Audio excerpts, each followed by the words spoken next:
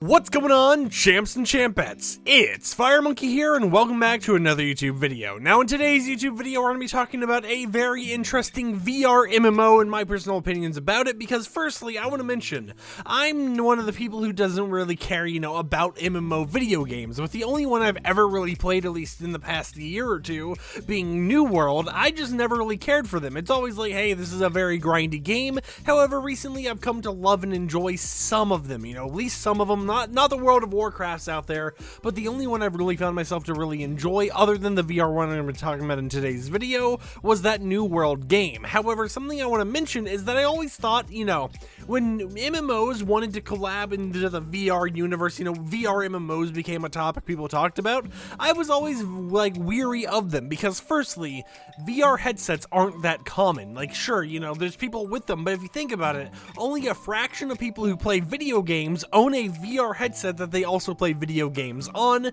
So even hearing this type of news about, hey, there's VR MMOs, always scared me, because it's like, you're saying there's going to be a massive multiplayer game that is like the World of Warcrafts out there, like the New Worlds out there, but it has a fraction of the player base potential that these other games can even have. So when it came to VR games as a whole, I was always iffy about them. I was like, I would love to try one of these, but I never felt like they would go anywhere, and most of the VR MMO games actually, except for the one we're talking about in today's video, have practically died out, to the point where there maybe is 5 people playing it on the Steam version at a time. However, I've started to realize something after playing Zenith, which is the VR MMO game that released just yesterday as the time you're recording this video. So I bought it because, a friend told me that, hey, you should really buy it, we could play together, which, speaking of, they never ended up playing with me. Yeah, I bought the game for them, and then they ended up playing Fortnite while I was trying to, get the servers back up and running and actually playing the video game. So that went out very well.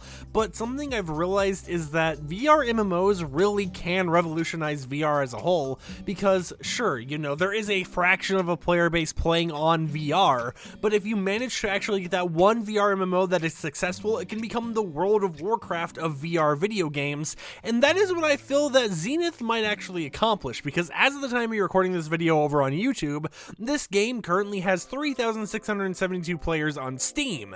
And I know, if you think about a video game with only 3,000 players, you're like, oh, that is a very dead game. However, something I've learned recently by playing games such as Gorilla Tag is that VR games, just VR in general, is not a Steam priority, it's not a Steam-based system, because most VR players recently have been coming from Oculus devices due to the prices being cheaper. And if I remember correctly, when I was playing Gorilla Tag the other day, while it only had, maybe 500 people on the Steam version, the in-game Gorilla Tag actual description that has a live player count said over 30,000 members were playing that game. So it makes me highly believe that the 90% of the VR community out there is more on the Oculus devices and is more just playing on these devices where they don't need Steam, where, it's more Facebook oriented because of the fact that it's just cheaper and more accessible over there. And now the reason why I'm even talking about Gorilla Tag when we're talking about a VR MMO game is because of the fact that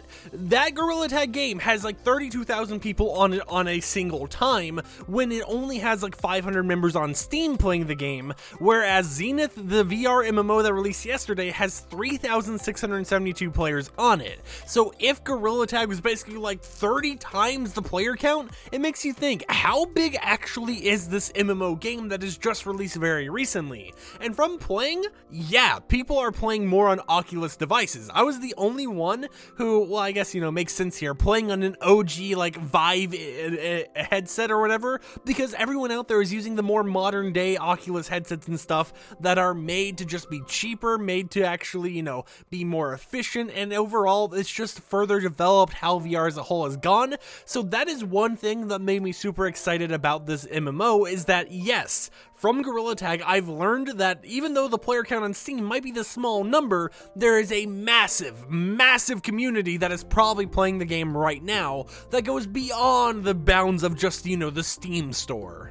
And let me tell you, as someone who played the game the other day, I am in love with it. Now, I won't lie, there are a lot of issues with this game. The tutorial is very kind of, hey, here's how you go through this little small tutorial hub world, and once you go to the city, you're on your own. You just hoist it in there. They don't teach you about your menu. They don't teach you how to equip items, how to open up chests. They don't teach you any of that. A lot of the stuff in the game, it requires you to learn it and experiment with it on your own, or, of course, go to YouTube, watch a tutorial over there on how to do stuff. So the tutorial is just kind of like a, hey, here's how to walk around. Everything else is completely on you. You grab this item, okay, go figure out what you're supposed to do with it, because we're not going to tell you. And honestly, at least in my opinion, that might be a little bit of charm to the game, because it means that I personally have the enjoyment of going there, and obviously you're in VR, so you can't just pull up another monitor unless you're using like OVR drop or something, and I can just learn what everything does. And I will tell you, I drop into this, it's the first day the game came out, so everyone's brand new to it, everyone's kind of like just looking around trying to figure out how to do stuff, and I meet two people. We talk about stuff, we just, hit it off real well, and I don't know these people at all. I've never met them before. They don't know I'm a Fortnite data miner. They don't know I'm a YouTuber or anything. And we end up, adding each other on the game. We end up joining a own party with all three of us in there and just exploring the world. And as one of us figures out something, one of them is like, hey, do this real quick and look at that.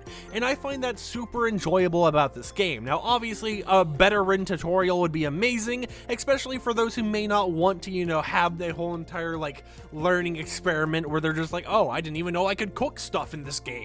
So maybe it could be like an option in the future where it's like, do you want a more free roaming experience, or do you want a more hands-held introduction to how everything in the game works? And now there are two different classes to pick from. There's the Essence Mage and the Blade Master. Of course, if you're a mage, you use more spells, like maybe a fireball or something, and a Blade Master uses swords. And this is where one of my main gripes with this whole entire game comes into play, and that's the fact that if you choose Blade Master, you're actually at a disadvantage, because, sure, mage is like, pew pew, look at me, I summon fireballs out of the sky, or whatever else, but Blade Master, of course, you have your swords. You can actually go dual-handed with swords and hit stuff. However, they have a cooldown mechanic for sword players. I don't know if it's the same with mages, but personally as a sword player, something I've noticed is that if you hit someone with the sword, there will be a cooldown where the game's like, hey, you must wait a second before you hit them again with the same sword in order to do a lot of damage, because a normal attack with that sword might do 40, 50 damage,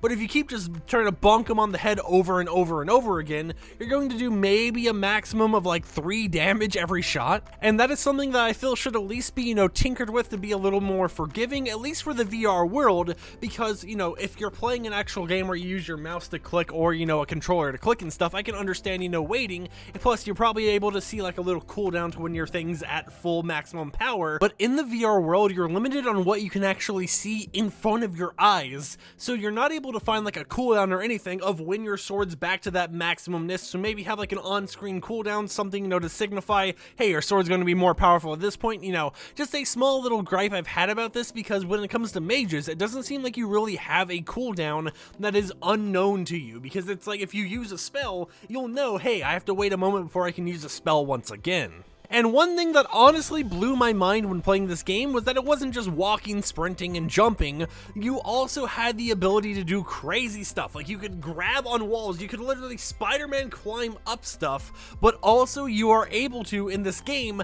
glide around. And now if you have a friend over and they're just seeing you outside of the VR world, they're just going to see you T-posing, because in order to glide in this game, you literally T-pose in real life with your controllers in your hands, of course, and it makes the game realize, hey, this person wants to fly around. Now there is a stamina system to the whole entire gliding thing, which I think might get tinkered with a little bit in the future, because it's like, hey, if you glide too long, well, you're just going to drop straight to the ground, so sometimes you have to kind of flap in real life so that you're like, okay, I can drop a little bit here, save some of my stamina, and then I can flap again, fly outwards or something like that.